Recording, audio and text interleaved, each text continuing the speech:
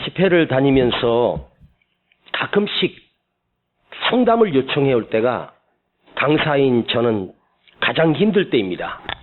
강단에서 설교하라면 얼마든지 하겠는데 그분이 얼마나 힘들었으면 저를 통해서 은혜 받고 저 목사님하고 상담하면 뭐가 해결될 것처럼 기대하며 그 상담실에 마주 앉아서 그분의 아픔을 저에게, 문제를 저에게 다 말해가면서 자식 또 남편, 자기 삶에 너무너무 고통스러워서 그것을 저에게 쏟아낼 때 내가 그분을 향해서 그 아픔을 이해는 해요. 그런데 그분의 아픔을 들으면서 목사인 제가 무슨 말로 이분을 위로해 줄까? 어떤 말씀으로 이분을 치료해 줄 수 있을까를 제 마음속에서, 생각 속에서 계속해서 어떤 말씀을 해주는 것이 좋을까? 아무리 내가 가지고 있는 한계에서 해줄 수 있는 말이 없는 거예요. 주님이 계시잖아요. 이 말도 그 사람을 더 힘들게 하고, 주님이 함께 하시잖아요. 이 말도 하고, 하나님이 해결해 주실 거예요. 이 말은 더 힘들게 할 것 같아서 솔직히 말하면 아무 말도 못 해주고 그냥 들어만 주는 것이 내가 할 수 있는 최선이었구나. 내가 그분의 등을 토닥거려주고 또 머리에 손을 얹고 기도는 해줄 수 있어도 그분의 나가며 뒷모습을 보면서 집사님 힘내세요.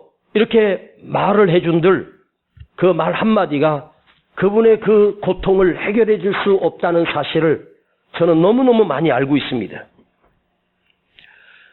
아무리 그분이 제게 아픔을 쏟아낸다고 한들 그 소리를, 그 사정 얘기를 짧은 시간에 어떻게 다 듣고 최대한대로 들어주려고 노력합니다. 그리고 자기의 아픔을 눈물로 저에게 설명을 합니다. 그런데 더 무서운 것은 뭐냐면 목사인 제가 그분의 살아온 삶과 나는 오늘 처음 만난 분인데 그분이 그 사정을 나에게 얘기한들 내가 아유 그래요, 아유 얼마나 힘들어요 할 수는 있지만 내 가슴 속에서는 그분의 고통의 100분의 1, 1000분의 1도 그 고통을 함께 느낄 수가 없는 거예요. 미안한 얘기지만 안 됐다. 참 불쌍하다. 얼마나 힘들까는 알아. 그런데 그분이 느끼고 있는 가슴 속의 고통만큼은 내가 1도 못 느끼는 거예요. 같이 아파해 줘야 되는데 저에겐 그런 영적인 능력이 없어요. 그런데 우리 주님은 나의 아픔과 고통을 내가 한숨소리로, 신음소리로 쏟아낼지라도 우리 주님은 이미 내 안에 들어오셔서 내 고통과 똑같이 나눠주신다는 거예요. 아니 나보다 더 큰 고통을 주님은 함께 아파하고 함께 고통을 느끼는 우리 주님, 그분이 나의 구주요 생명의 주인 되시는 예수님이라는 사실이 얼마나 큰 은혜이고 얼마나 큰 축복일까 그런 생각을 해봤습니다.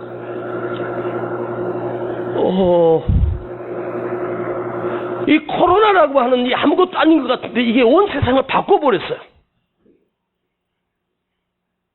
하루하루 산다는 것 자체가 고난의 연속입니다.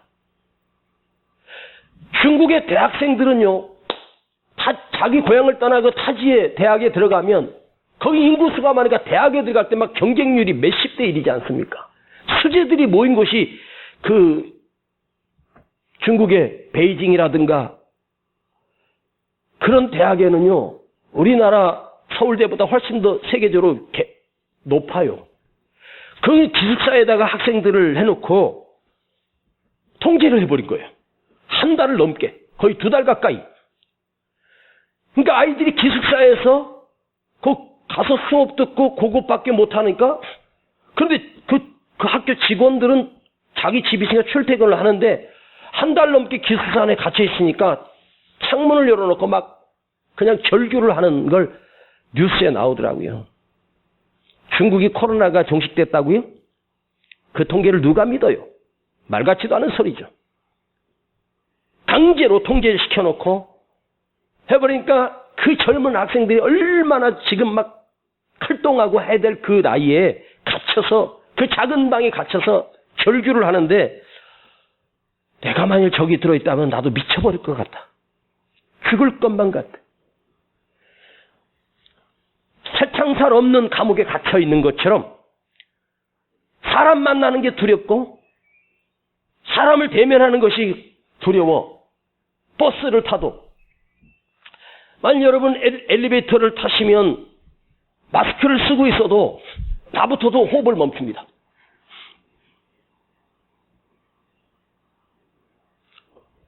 그걸 참았다가 그분 내리고 난 다음에도 그분이 혹시 코로나균을 발산했을지 모르니까 끝까지 참는 거예요. 뭐 이런 시대가 우리가 살고 있어 지금. 크든 작든 우리 모두는 지금 연속된 고난 속에서, 문제 속에서, 추석 명절에 가면 옛날에는 그런 질문하면 안 된대요. 그게 너 취직했니? 너 언제 시집가니? 너 언제 결혼하니? 그만한데 미안해 자꾸 물어봐서.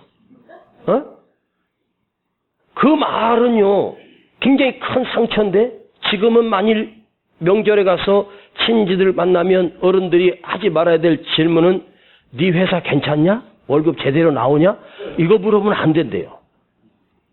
기업이 지금 무너지고 있고 하루하루 두려움 속에서 살아가고 있는데, 세계보건당국에서는 하는 말이 지금 1차 팬데믹도 지금 해결되지 않았다는 거예요.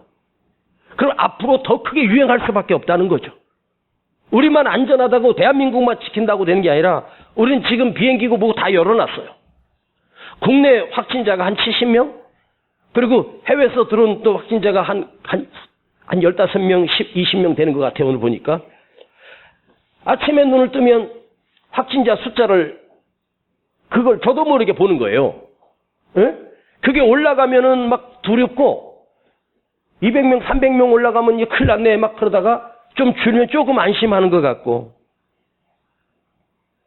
뭔가 우리가 뭐 홀려있는 이런 시대를 살아가고 있어요. 두려움 속에 떨고, 그 숫자가 우락내락하고 100명 넘었네 안 넘었네가 중요해. 두 자리 숫자네. 난 일본에서 그 소리 안 했으면 좋겠어. 막 거기에 우리가 두려움 속에 떨고 있고, 거기다가 경기 하락으로 해서 우리 주머니는 점점 줄어들고 있고, 앞으로 살아야 될 대책 자체가 진짜 막연한 시대를 우리가 살아가고 있어. 여기저기서 사람들의 신음소리가 들리지 않습니까? 잘 된다, 좋아지고 있어, 행복해. 그 소리보다 힘들어, 어려워, 죽을 맛이야, 이런 말만 들어오고, 뉴스를 틀으면 막 스트레스가 막 올라오는 거예요.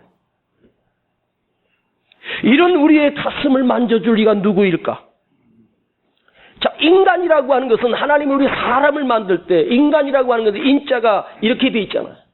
서로 기대고 서로 가까이 하고, 그것이 인간이잖아요. 근데 이 재앙은 말이에요, 떨어지는 거예요. 에? 그냥 홀로 서 있어야만 안전하고, 사람 있는 곳이 두렵고, 우리 주님이 한센병, 문둥병자를 만나 치료해주는 장면이 마가복음 1장에 나오죠. 제가 최대 때 몇 번 설교했었습니다. 그가 주님 앞에 나와 무릎을 꿇고 엎드립니다. 그런데 어떻게 문둥병자가 주님 앞에 나와서 무릎을 꿇을 수 있을까? 근데 사실은 원문을 보면 주님이 그 문둥병자를 만나서 그가 있는 곳을 향해서 가신 거예요. 거기서 엎드려, 주여, 주님께서 원하시면 나를 깨끗게 하실 수 있나이다, 나를 치료해 줄 수 있습니다 라고 엎드립니다. 그럼 주님이 그 문둥병자를 내가 너를 깨끗게 하리라 하고 선포하시면서 말씀으로 그를 치료하실 수 있지 않습니까? 말씀만으로도 살릴 수 있는 그 주님이 그 문둥병자에게 가까이 가셔서 헤프사토라고 하는 어루만지신다는 거예요. 그 문둥병자를 주님께서 가까이 가셔서 부둥켜 안고 어루만져 주시는 장면이 나와요. 근데 그 헤프사토라고 하는 그 헬라어 단어가 뭐냐면 애가 끊어진다, 창자가 끊어진다, 애가 탄다. 애라고 하는 말은 우리의 내장을 얘기하는데 특히 간이 녹아내린다는 거예요.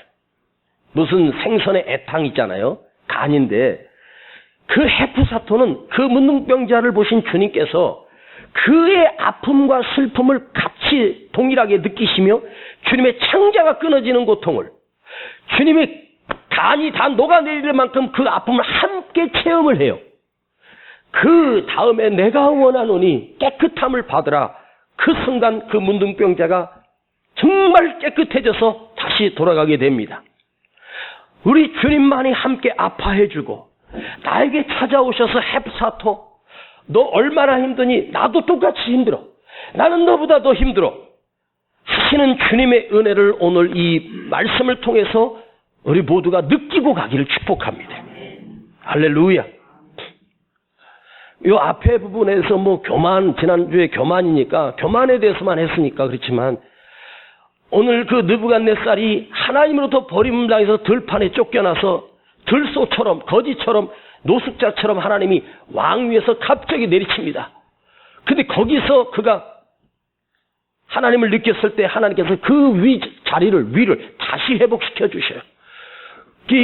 하나님을 모르던 이 느부갓네살이 하나님을 찬송하며 하나님의 놀라우심을 그 들판에서 자기가 실패했을 때, 교만했을 때 팽개쳐졌다가 거기서 겸손해졌을 때 하나님 다시 회복시켜 주실 때 하나님만이 모든 만민 왕 중의 왕이요 그분은 참신이라고 그 입술로 고백을 해요. 하나님께서 나를 낮추시고 하나님이 나를 다시 높여주셨다 하는 것을 바벨론 황제인 느부갓네살이 고백을 하고 있어요. 이걸 저는 한 주간 묵상하면서 하나님을 잘 모르는 느부갓네살이 이 하나님의 은혜를 경험했다면 우리는, 하나님의 자녀인 우리는 어떤 은혜를 누릴 수 있을까? 느부갓네살 정도가 아니라 더 큰 은혜를 우리는 누려야 되지 않겠습니까? 할렐루야. 아무리 재산이 많고 왕권이 있고 권세가 있어도, 그에게 엎드리는 수많은 백성이 있어도 그 인생에 하나님이 고난으로 내치시니까 그 누구도 가리지 않고 이 고난이라고 하는 이 고통은 누구를 향해서든지 다가와서 나를 뒤집어버리고 아프게 하고 힘들게 하는, 이해하고 들으십시오. 고난이라고 하는 이 못된 놈이 그 누구도 가리지 않고 찾아와서 우리 가슴을 후벼파고 아프게 하고 힘들게 하는 아주 나쁜 놈입니다.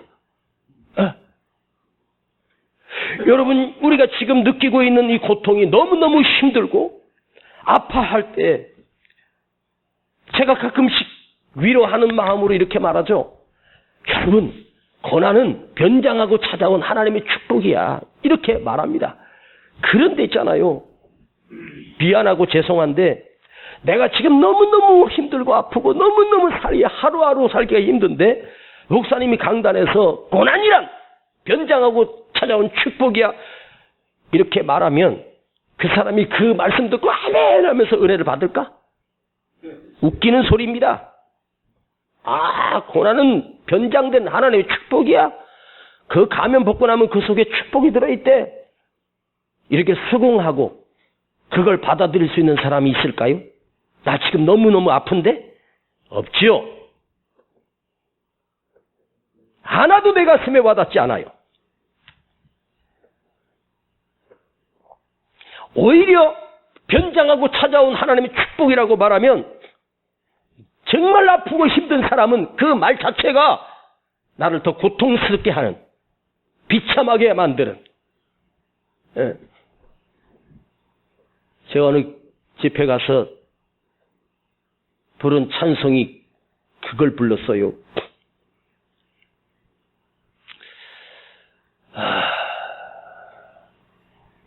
부서져야 하리, 무너져야 하리, 깨져야 하리, 더 많이 깨져야 하리, 또 2절 가면 죽어야 하리. 나한테 그러는 거예요. 식사. 목사님, 그 노래는 이제 그만 부르세요. 언제까지 부서지고 언제까지 깨지고 얼마나 더 죽어야 됩니까? 진짜 힘든 사람은요. 그렇게 말해요. 네? 고난당한 사람의 심정은 그 아픔은 당하지 않는 사람은 가늠이 안 돼. 그걸 겪어보지 못한 사람은 그 절망과 낙심은 이걸 측량할 길이 없어. 표현이 불가능하죠. 느부갓네살이 그 황제 자리에서 들판에 쫓겨나 거지처럼 살 때 그 느부갓네살의 그 가슴에 조여오는 두려움과 공포는 얼마나 큰 고통이었을까. 아니 그냥 못 살다가 조금 못 사는 건 그래도 습관이 됐으니까 되는데요. 황제 자리에서 쫓겨나서 아마도 저는 요셉을 설교하면서 그 아버지 품속에서 사랑을 받다가 하루아침에 쫓겨난 노예가 되고 누명을 쓰고 감옥에 들어갈 때 원래부터 고아 출신으로 아무 사랑도 받지 않고 살았던 요셉이가 그런 고난을 당했다면 뭐 약간 센 거니까 그게 단련이 되잖아요. 하루아침에 그렇게 내팽개칠 때 인간은요 견딜 수 없는 고통을 당합니다. 에? 왜 하나님께서 그 왕을 그렇게 들판으로 던져버리셨을까? 지난주에 설명했습니다. 교만한 자는 패망의 선봉이요. 교만할 때 하나님이 꺾어버렸다고. 그 왕이 스스로 지붕 위에 올라가서 자기가 건설한 바벨론 도시를 바라보면서 이게 다 내가 한 거야. 이 권력도 내가 하다가 박살났잖아요. 예? 그런데 이제는 내가가 아니에요. 하나님이 이루셨다고 고백해요. 자, 이 고난이 주는 선물과 은혜가 사람을 참 놀랍게 변화시키는 것 같아. 예. 잘 보세요. 첫 번째 메시지는 왕이 누구 때문에 뭐 해서가 아니라 자기가 교만해서 하나님이 치신 거예요. 그러니까 내 잘못이야, 내 잘못. 내가 죄를 지었고 내가 잘못했기 때문에 지금 당연히 받는 벌입니다. 자기 잘못으로 인해서 내가 받는 벌이다 하고 달게 받겠습니다. 그래, 내가 잘못한 거야. 내가 실수해서 그랬어. 내가 이 고난을 받을 수밖에 없는 것은 내가 고집을 부렸고 내가 교만했기 때문이야. 당연한 거야. 자, 자기 실수로 인해서 찾아온 고난, 여러분 그걸 당연하다고 달게 받겠다, 기쁨으로 소화시키겠다 할 수 있습니까? 그건 이론으로는 가능하지만 진짜 자기 실수 때문에 내가 이렇게 부도났고 망해버렸고 거지가 됐다고 할 때 그렇게 당한 사람은 더 힘들다. 진짜 더 힘들다. 뭐가 힘들냐면 자기를 자학하는 거야. 이 병신이 왜 거기서 그런 판단을 해가지고, 왜 거기서 그렇게 해가지고, 내가 그 어음을 왜 받아가지고 그 말을 내가 속아서 믿어, 이 바보처럼 하면서 거기에 더 큰 고통이 있는 거예요. 내가 잘못했으니까 내가 받겠다? 그건 이론이야. 실질적으로는요 자기가 더 미워져. 세상에 누구를 미워하는 상대가 있으면 그래도 괜찮아. 그 사람한테 핑계라도 할 수 있잖아. 그런데 이게 다 내가 잘못한 거거든. 자기가 자기를 할 때 더 비참해지고 더 크게 고통스럽고 더 크게 울 수밖에 없는 것이, 내가 선택했으니까 마땅히 받는 고통이다. 그래, 나는 지금 죄를 받고 있어. 나는 지금 형벌을 받고 있다. 그게 다 나를 더 힘들게 하는 거잖아요. 욥 하면 고난의 대표입니다. 그는 이유 없이 당하는 고통입니다. 사단이가 하나님께 찾아와서 허락받고 욥을 지금 치시는 겁니다. 아무 잘못 없이 그 의인을 잔치를 벌이면서 10명의 자녀들과 잔치를 벌이다가 그 움막이 무너지면서 그 10명의 자식이 순간적으로 다 죽습니다. 그리고 종들이 와서 주인님 소떼가 다 뺏겼으면 뭐가 다 뺏겼으면 하루아침에 그의 재산이 다 날아가. 마지막으로 아내가 욥을 향하여 하나님을 저주하고 죽으라고 하는 악한 말을 뱉고 도망가 버립니다. 근데 욥기의 이야기는 그의 친구들이 찾아와서 위로한다는 말로 더 힘들게 만들어요.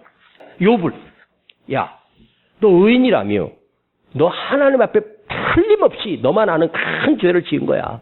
너 지금 빨리 회개해.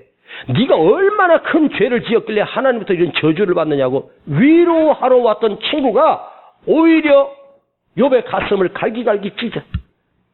그 잿더미 속에서 온몸이 가리워서 기왓장으로 몸을 긁어가면서 버티고 있는데 친구들에게 욥이 그런 말을 할 거면 오지도 마라. 그러면서 그 고통의 끝자락에서 욥이 뭐라고 고백하냐면, 주여, 지금까지 나는 주님을 느끼며 살았는데, 주님이 나와 동행하심을 느끼며 살았는데 이제서야 내 눈으로 주를 보나이다. 자, 살아계신 하나님을 내가 느끼는 정도의 삶을 살았던 욥이 그 깊은 고난 속에서 주의 얼굴을 보았다고. 느끼는 정도가 아니라 내 눈에 하나님이 보이는 그 깊은 영광을 체험해요. 와, 주께서 나를 단련하신 후에는 내가 정금같이 나오리라. 자, 정말로 그럴 수 있을까? 여러분에게 한번 물어볼게요. 여러분이 욥 같은 그런 고난에 100분의 1만 당했다고 칩시다. 그러면 여러분이 입술에서 내가 하나님이 나를 지금 단련하신 후에 이 고난으로 연단하신 후에 내가 정금같이 새로워지리라, 이 고백이 나올 수 있을까? 에? 만일 저에게 그런 아픔이 찾아오면 목사인 저도 욥처럼 못합니다. 예상컨대 제가 그 정도밖에 안 되는 인간이니까 이해하십시오. 난 욥 같은 고난이 찾아오면 내가 하나님 앞에 저주하고 떠날 것 같아. 하나님 어디 계시냐고. 사람이 그렇게. 그래서 이 욥기를 어쩌면 욥의 설교를 제가 많이 안 했지만 제가 못하는 이유가 난 욥처럼 못하기 때문에 못하는 거예요. 그러니까 여러분 저한테 욥에 대한 설교를 지리하지 마세요. 아셨죠? 예. 난 욥 설교 진짜 못하겠어. 나는 제가 그러잖아요. 어떻게 성경의 어떤 인물을, 물론 다니엘처럼도 못하지만 어떤 인물을 가지고 계속해서 묵상하면서 여러분과 말씀의 은혜를 나누는데요. 이 다니엘을 하면서도 솔직히 저한테는 버거워요. 난 그냥 다니엘이 아니잖아. 죄송한 마음이지만 내가 다니엘을 좀 비스무리하게 닮아가는 사람이 됐으면 좋겠다. 다니엘 같은 정도는 아니어도 우리 다니엘 같은 그런 영적인 걸 내가 지키며 살아야겠다라고 하는 결심을 늘 말씀을 묵상하면서 결심을 합니다. 성경을 읽지 않겠습니다. 여기 4장 36절 37절 하나님을 찬양하고 칭송하고 내가 존경하며 경외하며 교만한 나를 꺾으셨다. 그러면서 느부갓네살 왕이 하나님이 나를 교만할 때 나를 치셔서 꺾으셔서 나를 겸손하게 만드셨다. 와, 근데 이 37절을 이렇게 읽으면서 나도 모르게 이해하십시오. 우리나라 대통령이 좀 이런 걸 좀 경험했으면 좋겠다는 생각이 번쩍 들더라고요.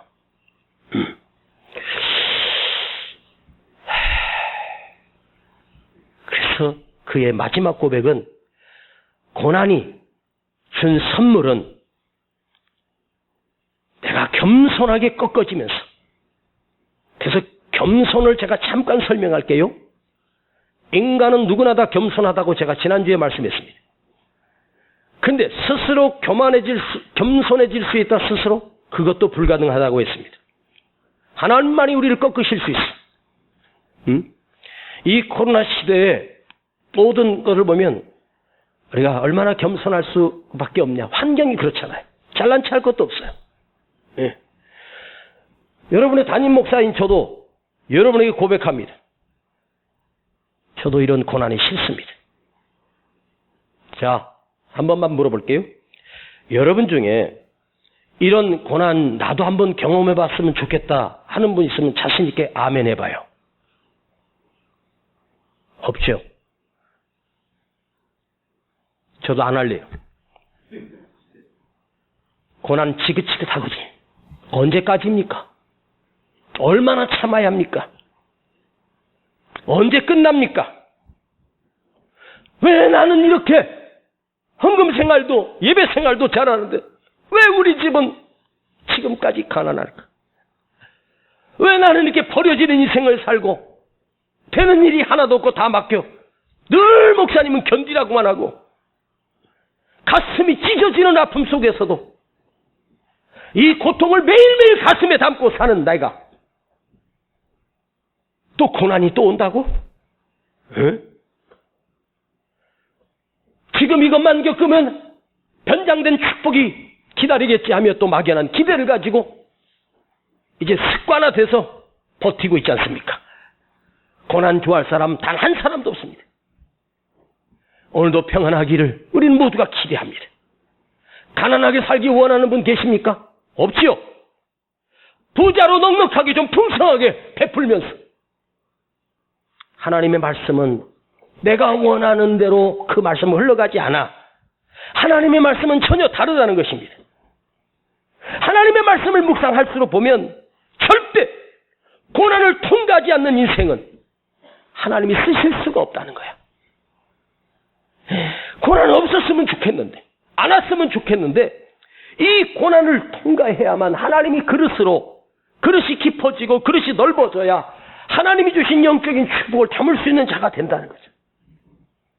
또한 고통을 모르는 인생은 하나님의 축복을 감사할 줄도 모르고, 고통을 모르는 인생은 하나님이 주신 그 축복을 누리지도 받을 수도 없는 게 가슴 아픈 거예요. 저도 그게 언제일까를 기대하며 하루하루 버티며 살고 있습니다. 고통 속에서만 건져 올릴 것입니다. 여러분이 인생을 한번 돌아보면 좋았던 것은 기억 안 나. 힘들 때만 그냥 고비고비 때마다 생생하게 기억이 나. 희한하게. 이 고난이라고 하는 것은, 하나님이 주시는 고난은 특별히 나를 넓히고 나를 깊이 만들어. 아셨습니까? 정통으로 신학을 졸업하고 모든 과정을 수료하고 그 부모가 여유가 있어서 유학을 보내고 학위를 받아오고 신학 박사, 철학 박사 온 제 동기, 친구 목사가 있습니다.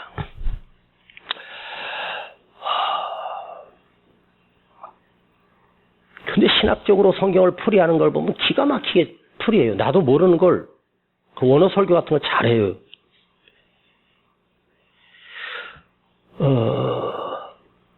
그런데 말씀을 이제 묵상해서 저처럼 적용을 하는 거에 대해서는 이해하고 들으세요. 저를 절대로 못 따라와요. 왜일까? 그 깊은 메시지는 머리에서 나오는 게 아니라 삶에서 나오기 때문입니다. 고통 속에서 나오기 때문입니다. 내가 아픔을 수도 없이 많은 고통을 겪었기에 여러분이 지금 말씀을 듣는데 가슴이 찢어지고 아프고 감동과 감화와 은혜를 누리는 거예요. 이 내용이 아니에요. 아셨습니까? 영상으로는 절대로 못 느껴. 시편 119편 71절을 보니까 너무 잘하는 말씀. 고난이 내게 유익이라. 고난으로 인하여 내가 주의 말씀을 깨닫게 되었나이다. 진짜 이런 말씀을 묵상하면 좀 속상할 때도 있어요. 고난이 내게 유익이라? 알지. 그래도 고난은 싫은 거야. 근데 시편 기자는 고난으로 인하여 내가 주의 말씀을 깨닫게 되었나이다. 지금부터 설교합니다. 인생은 두 종류입니다. 고난이 있는 인생과 고난이 없는 인생으로 나뉘어지는 것이 아닙니다. 고난은 그 누구도 사정없이 누구에게나 다 찾아오는 아픔이에요. 여기 고난 없는 사람 단 한 사람도 없습니다. 이 세상에 태어나서 숨을 쉬고 살려면 모두가 다 그 고비를 넘겨야 되고 그 위기를 견뎌야 되고 아픔도 눈물도 흘려야 됩니다. 여러분 중에 한번 묻겠습니다. 지금까지 살면서 단 한 번도 눈물 흘려보지 않은 사람 있습니까? 근심하며 두려움 속에 떨며 살아온 적이 없는 분이 계십니까? 없어요. 다 있어. 우리는 생명의 호흡을 하고 있기 때문에 고난을 피할 수 있는 사람은 없어. 다 있어. 그래서 고난이 있는 사람 없는 사람으로 나누는 게 아니야. 자, 고난을 통해서 어떻게 나눠요? 고난을 통해서 하나님의 말씀이 깨닫게 되고 고난을 통해서 하나님의 음성을 듣게 되고 고난을 통해서 하나님의 은혜를 경험하는 자와 그냥 아무 의미 없는 쓸데없는 죽도록 고생만 하고 죽도록 아프기만 하고 지긋지긋하게 가난하게 살다가 고통만 당하다가 끝장나는 인생으로 두 가지로 나눠지는 거예요. 예? 어디서 많이 들어본 것 같은데? 옛날에 했어 내가. 예.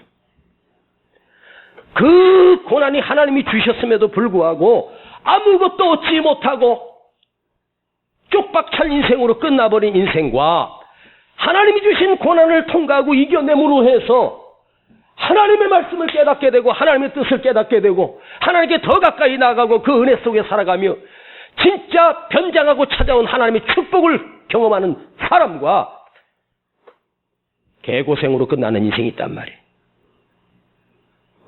여러분, 내가 이렇게 아프고 참았는데 아프고 힘들었는데 개고생으로 끝나면 얼마나 약 올라. 그렇죠? 진짜 불쌍한 사람이죠. 에? 이 고통을 통해서 주의 진리를 깨닫고 하나님의 말씀을 깨닫고 하나님의 은혜를 경험하고 그 축복을 경험한다면 하나님의 손에 붙들려 쓰임받을 수 있다면 뒤돌아볼 때 그 고난이 내게 축복이었구나. 그게 내게 유익이 되었구나. 그걸 노래할 수 있어야 되잖아요. 할렐루야. 예? 최소한도 여러분이나만큼은 그냥 아무 의미 없는 고생만 하다가 끝나지 말고 그 고난이 하나님의 약속을 만들어내고 하나님의 임재를 경험하고 하나님의 축복을 경험했으면 좋겠습니다. 할렐루야. 누군가 찾아와서 너 왜 힘들어? 나 사기당했다. 아우 그래? 넌 왜 이렇게 힘들어? 그랬더니 나 죽을 병 들어가지고 말기 암이래. 2달 남았대. 넌 왜 힘드니? 우리 애가 이번에도 떨어졌어. 10번째 떨어졌어. 이제 이력서 넣을 데도 없어. 넌 왜 이렇게 힘들어? 그랬더니 부도 나서 빚만 떠안았어. 자기는 왜 힘들어? 이제 죽으려고. 어디 가서 죽으면 어떻게 죽어야 편할까? 그걸 지금 생각하고 있어. 응? 왜 그렇게 힘든 걸 왜 바보처럼 힘들어만 하면서 삽니까? 내 사정과 형편을 하나님이 아시잖아요. 이 고생하는 건 팔자 때문입니까? 자식이 안 풀리고 속 썩이고 아프게 하십니까? 그 고난이 하나님을 만날 수 있는 기회로 만들어야 돼. 다시 말씀드릴게요. 이건 이은세 목사의 삶의 메시지입니다. 울어도 주님 앞에서 울고 힘들어도 주님 앞에서 힘들고 아파도 주님 앞에서 아파. 사람 아버지가 사람에게 울면 그건 개고생으로 끝나는 거예요. 응? 야곱이 엄마 품속에 있을 때 하나님을 경험해? 못했죠. 형 에사가 죽이려고 칼 들고 쫓아올 때 처음으로 집을 떠나 광야에서 도망자가 신세가 됐을 때 그날 밤에 하나님이 야곱을 찾아와 만나주십니다. 기가 막히지 않습니까? 나는 하나님께서 야곱이 벌판에서 만나줄 때 불쌍하니까 만나준 게 아니에요. 엄마 품속에서 살 때도 하나님 수없이 야곱을 찾아갔지만 그 하나님 느낄 수가 없었어. 왜? 고난이 없으니까. 고난으로 눈을 뜨게 되고 그 밤에 하나님의 음성이 들려. 야곱아, 내가 너와 함께하리라. 네가 어디를 가든지 내가 너와 함께할 것이며 너를 칠 자가 없고 너를 건드릴 자가 없다. 마침내 내가 너를 거부로 만들어 다시 돌아오게 할지라. 홀로 벌판에 돌베개하고 누워있는 야곱에게 하나님이 찾아가신 것이 아니라 겸손함이, 비참함이, 그 고난이 하나님의 음성을 들을 수 있는 귀가 열리기 시작한 거예요. 아셨습니까? 오늘도 이 시간 여러분, 오늘도 지나가는 주일 예배가 될 수밖에 없지만 그 목사님이 가끔 명설교 하잖아. 2주에 한 번 정도는 하지. 그치? 응. 어떨 때는 막 한 달 연속 빵 터져. 응. 그냥 힘들지 마세요. 그냥 아파만 하지 마시고 그냥 울지 마십시오. 별 볼 일 없는 인생으로 끝나면 안 돼. 별 볼 일 없다는 건 뭐죠? 하나님이 없는 인생이에요. 별 볼 일 없는 그 말이 뭔가 하고 제가 검색을 해봤더니 별도 너를 안 쳐다본다 그런 말이 아니고 구름이 가려서 별이 안 보인다는 그런 뜻이 아니더라고요. 제가 해석을 했습니다. 별 볼 일 없는 인생. 하나님이 쳐다도 안 보는 인생이 됩니다. 하나님의 가슴 속에 없는 인생. 하나님께 버림받은 인생. 그냥 아프지 말고 기도하면서 아프세요. 그냥 힘들지 말고 기도하면서 힘드세요. 그냥 울지 말고 주님 앞에서 우시라고. 지금 힘드십니까? 저도 사실 한국교회 무너지는 걸 보면서 가슴이 찢어지도록 아픕니다. 진짜로 힘듭니다. 내가 아프고 힘들면 힘들구나, 참 어렵구나, 그것만 느끼지 말고 또 고난이 찾아오구나, 나 이거 어떻게 버티지, 그것만 생각하지 말고 거기서 하나의 단어를 발견해 봐요. 단련, 연단, 만들어 가심, 이루어 가심, 다루어 가심.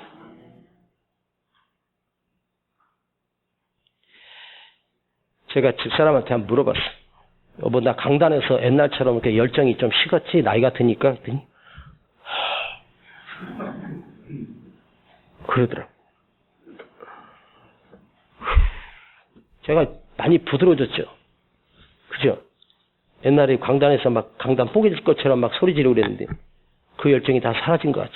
비실비실하지 않습니까? 그래서 나는 잘 몰라요, 솔직히. 그래서 내가 내 설교를 맨날 듣는 아내한테 나 좀 요즘 힘이 좀 많이 빠졌지 했더니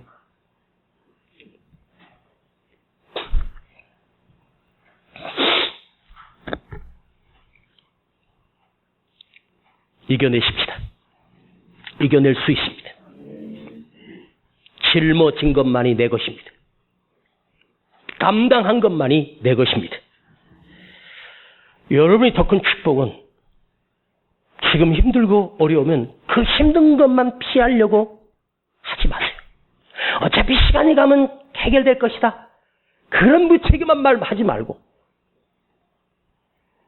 내가 하나님 앞에서 지금 나를 단련하고 있구나. 그렇지? 제가 힘들고 아프면 아플수록 저는 성경을 더 많이 봐요. 전에는 안 보였던 것이 성경에서 보이기 시작해요. 그래서 제가 설교할 수 있는 이유가 그거예요. 아셨습니까? 그래서 더 깊은 메시지를 만나고 하나님의 말씀을 깨닫게 하시는 거예요.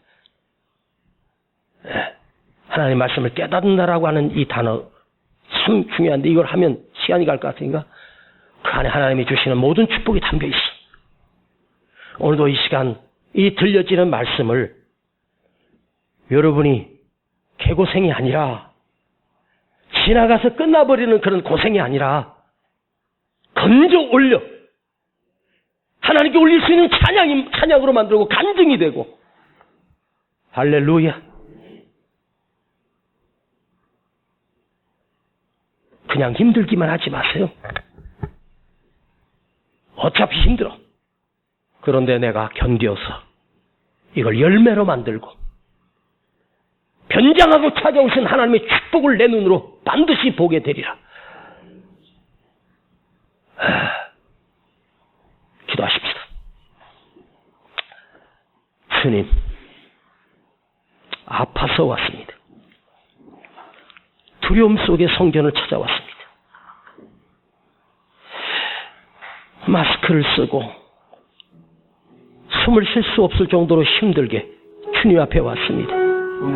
오늘도 하나님의 말씀을 듣게 해주셔서 감사합니다. 내가 반드시 이겨내게 하시고 살아나게 하시고 견뎌내게 하시고 이 고난이 나를 단련하여 만들어 가심을 경험할 수 있도록 은혜를 주시옵소서. 예수님의 이름으로 기도하옵나이다. 아멘.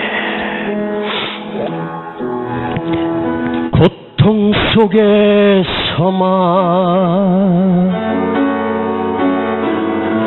부를 수 있는 노래가 있다. 고통 속에서만 드릴 수 있는 감사가 우리 하나님 앞에 정성을 다해서 예물을 감사함으로 드리십시다. 고통 속에서만 올릴 수 있는 찬송이 있다. 고통 속에서만 받을 수 있는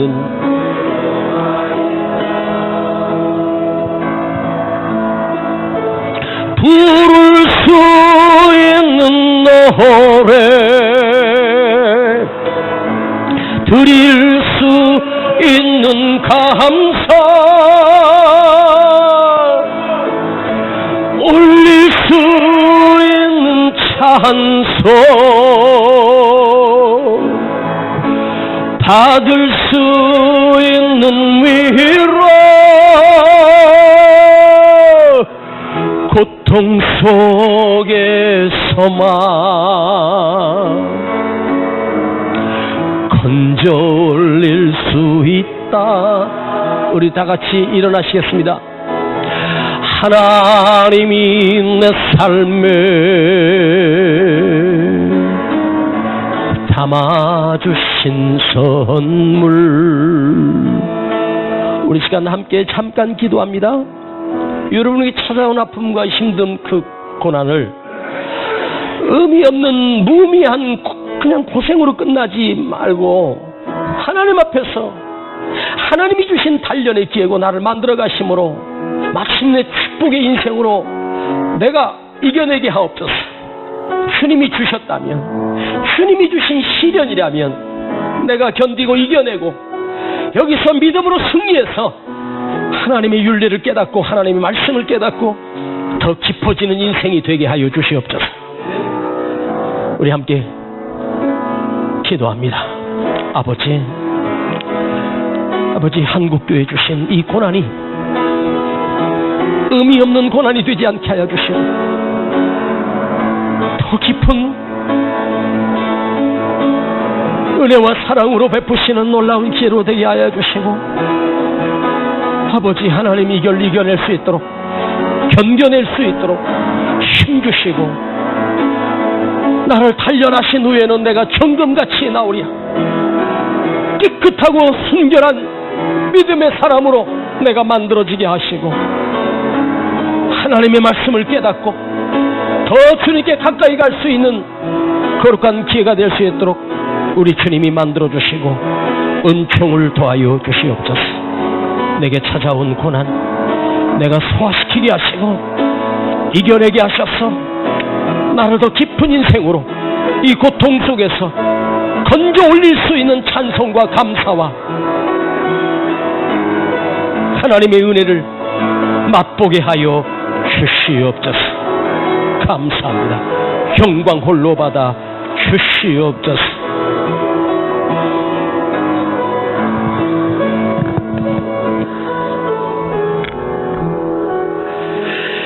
왜 나만 겪는 고난이냐고, 왜 나만 겪는 아픔이냐고 원망하며 불평했었습니다. 주님, 그러나 나보다 더 힘들고 모두가 다 힘든 고통 속에 지금 살아가고 있습니다.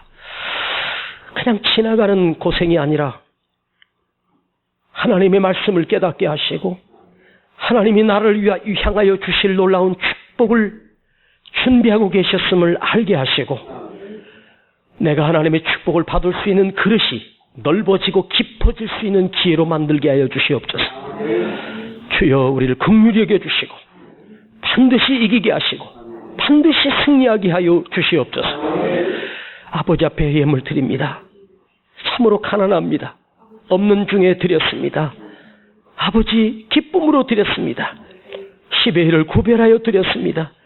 이 어려움 중에도 감사하여 예물을 드립니다. 이 손길을 기억하시고 주여, 우리를 축복하시고 우리가 값지고 거룩한 인생 되게 하여 주시옵소서.